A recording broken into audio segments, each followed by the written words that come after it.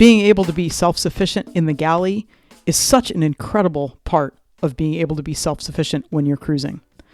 For us, that includes breakfast foods, and one of our favorite ones is granola. Hi, I'm Nico Waters, and welcome to the Boat Galley Podcast. I'm sharing some tips and tricks about homemade granola because it's really pretty darn easy to make, even on the boat. Today's episode of the Boat Galley Podcast is sponsored by Lunatech, makers of the hydration spray bottle, odor-free dishcloth, and self-cleaning washcloth. Lunatech offers practical gear designed to save water and reduce waste. A water bottle that doubles as a hose? A dishcloth that doesn't get stinky? Yes, please. Visit lunatechgear.com to learn more. That's LUNATECGEAR.com. Use code BOATGALLEY to save 10% on everything. Lunatech, innovative gear for your outdoor adventures. I don't know about you, but my outdoor adventures definitely include cruising, and they definitely include eating well. And yes, we like breakfast. We are creatures of habit when it comes to breakfast. We tend to eat either toast, made with homemade bread, or steel-cut oats when it's cold, or granola, which is homemade. Why homemade granola? Why not box cereal? Well, box cereal for us became just overwhelming in terms of the amount of bulk and the inability to find it places. One of the things that we really love about granola is that I can take all the raw ingredients and I can buy the raw ingredients in bags that are kind of 1 pound bags or slightly larger. So they're small enough quantities in terms of each individual bag that I can stash them in lots of places around the boat. The ingredients last for a long time. I can make up a big batch and then I'm eating it, and it's also flexible and adaptable. So I know that we like granola, and our version of granola is pretty nut and dried fruit heavy. I'm going to give you my basic in just a minute. But what it means though is that I'm flexible and adaptable. If I'm out of one kind of nut or another, I can substitute or just add some more rolled oats. If I'm someplace where I can find one aspect of it much more easily than somewhere else, I can just change up my recipe to make it fit the surroundings that I have. So what do I do for granola? Well, for us, granola is mostly, it's about a half and half rolled oats, and not steel cut oats and not instant rolled oats, but just the good old fashioned. Maybe you've seen them if you're a US listener, you've seen it as Quaker oats, those great big containers of rolled oats that you can buy, and about half other ingredients. It's a little bit more rolled oats to the other ingredients, but that's about the way it works out. Mine is very chunky, very filled with nuts, which also means you don't eat a whole lot of it because it's very filling just with a small quantity, which also helps with the amount of stuff that I need to make. But the things that are key with granola are, one of the really big things is that you want to cook it at a low heat temperature for a long time. You're baking the moisture out of it.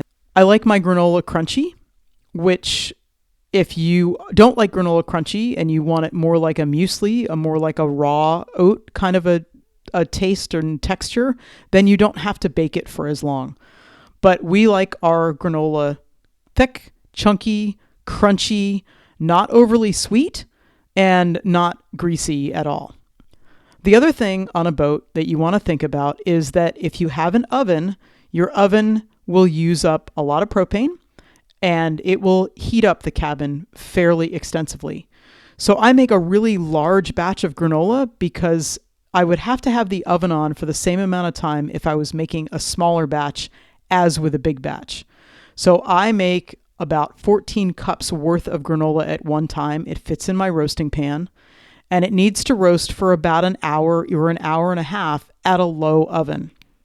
It helps drive the moisture out and keep the granola nice and crispy. So what do? Well, I take about 7 to 8 cups of rolled oats and about a cup and a half each of pecans and walnuts and almonds and pumpkin seeds.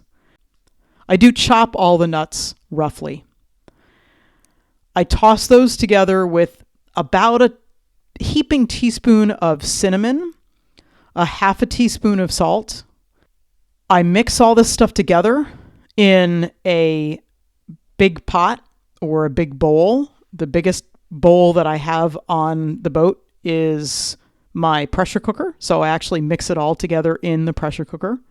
And then in a little saucepan, I melt together a half a cup of maple syrup, a half a cup of coconut oil, and a half a cup of brown sugar. And I heat it up because I want the sugar to sort of dissolve and try to get dissolved into there. So it's not just the sugar that doesn't maybe get everywhere, but I want to combine those two. And then I put in probably a good heaping, overflowing teaspoon, maybe up to a tablespoon of vanilla. Depends on what you like. If you like vanilla, then put it in there. If you don't, then don't. Side note, vanilla right now is quite expensive. Pour all that liquid onto the oats combo. And I toss it and toss it and toss it and toss it. And you'll see the oats get kind of shiny and you don't have any dry bits in there. You can use a spoon, you can use your hands, you can use whatever you like. And I then put that into a roasting pan, a pretty deep roasting pan because it comes up pretty far. I actually have a turkey roasting pan that I use. Brought it on the boat actually specifically to make granola. Every now and then I might have a turkey breast, but I don't really want a roasting pan for one time a year. So I put it in the oven, at a low oven, 250, 300, somewhere in there, and I stir it about every 20 minutes, every 30 minutes, tossing it to try to get it so that it's evenly drying out and baking. But you don't want to do it at a high temperature because it will then burn the oats before you actually get it totally toasted all the way through. At the very end, after it's done, I take it out, I leave it in the roasting pan to cool, but I will then stir in a good cup and a half of dried cranberries and about a cup and a half of unsweetened coconut chips or coconut flakes. If you don't like coconut, leave it out. I don't put the coconut into the oatmeal as it's baking because often it's already been sort of pre-toasted. And I don't put the cranberries in until the last minute because otherwise they'll dry out and just get rock hard. And I don't like that texture. I like the chewy texture of cranberries. Let it cool completely, like totally completely. So you might want to just stir it every now and then to try to make sure that it's all nice and cool. You should be able to not feel any heat coming off of it at all. And then put it into a large airtight container. I've got a container that once upon a time held Costco peanut butter filled pretzels. It is perfect and holds the granola in one batch. And that's it. That's what my granola is. Buying my ingredients, I buy oatmeal kind of anywhere I can find oatmeal.